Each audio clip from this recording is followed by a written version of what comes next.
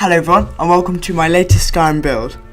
This week I'm doing a very interesting concept which I hope will inspire and be very enjoyable for Lord of the Rings fans out there. Yes, I'm doing Gandalf the Grey. Now I decided to do Gandalf the Grey as opposed to Gandalf the White because of course Ian McKellen much preferred him in terms of playing him to his sort of more powerful counterpart, and also I think he's far more interesting as a character in terms of what he does, and also bear in mind we're talking about book Gandalf, we're not talking about film Gandalf, so of course his abilities and what he's able to do, of course he's a lot more powerful in the books than the films, and also I'll be incorporating it more into Skyrim, so it won't be exactly like it, but I'm doing as faithful a representation as I can with what I'm able to do within the game. So anyway, let's get started. So Gandalf the Grey started life, if it is possible to call it that, not in a human body, but as a spirit, known to the Aedra as a Lorin. He watched as the first tyranny of the dragons rose unrivaled in power and cruelty, until finally, the Aedra realised they needed an unconventional tactic. They needed an agent of their own on Nirn. With that, Gandalf came into being. No one knew from whence he came, except a Nord fisherman, who spied our build stumbling out of the waves of the Sea of Ghosts outside Winterhold. To prevent the old man from dying of cold, the fisherman took him into his hut, provided him with hot broth, and most importantly, clothes. The fisherman was not a rich man, and was only able to spare faded grey raiment. Little did he know, this was the grey cloak that eventually gave the legendary wizard his name. Gandalf stayed in that hut for the next 3 days, sheltering himself against the squall which battered against the shack as if the dragon overlords themselves were battering at the entrance. Finally, he was prepared to leave after fashioning himself a staff from rough-hewn oak and placing a mysterious stone at its head.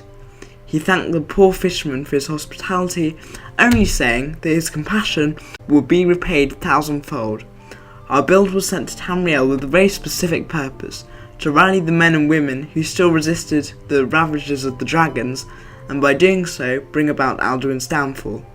Our build quite possibly had enough power to confront Alduin, but was not given the Aedra's blessing to make use of it to its fullest extent, else he'd become drunk on that self-same power, and seek dominion for himself.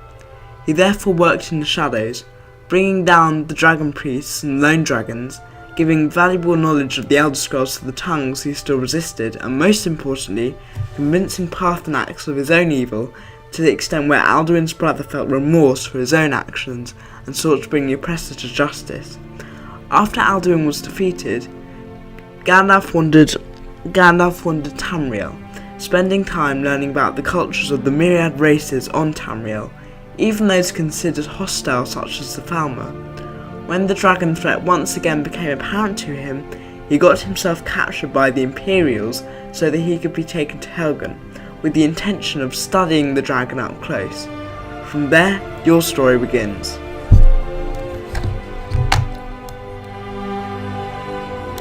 The stat spread for this build, a Breton by the way, is 60% magicka, 20% health, and 20% stamina. Since Gandalf also uses a sword, you can't invest fully into magicka, as you'll need health and stamina for power attacks and to be slightly tanky.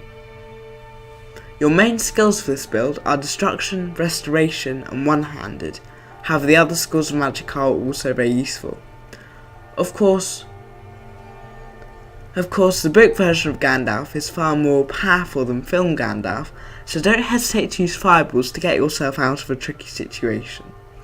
Illusion can be used to replicate Gandalf's escape from Azog in the second Hobbit film, if you don't want to be as faithful to the books. True to form, Gandalf will mainly be using staffs that complement his magic abilities, with the Staff of Hag's Wrath being useful for aesthetic purposes, as well as for the awesome wall of fire it creates. Don't worry if all your stars run out, as you can switch to traditional spells as well as melee. In terms of quest lines, Gandalf will complete the main storyline, as the threat of the dragons is his reason for existing in the physical plane, and also the College of Winterhold, as the Eye of Magnus poses a large threat as well. In terms of the Civil War questline, You should do what you think is right. As the Thalmor supremacists, Gandalf may feel the right course of action is to join the Stormcloaks. However, I'm leaving the choice here up to your own discretion. Thank you very much for listening, and see you next time with another build. I have a very exciting project coming out called the Ultimate Fudge Muppet Build, where I take the Fudge Muppet crew's most favourite and popular build aspects and blend them together to create an ultimate FM build. Suggestions for this area would be much appreciated. Anyway, thanks very much for watching, and see you next time with another video.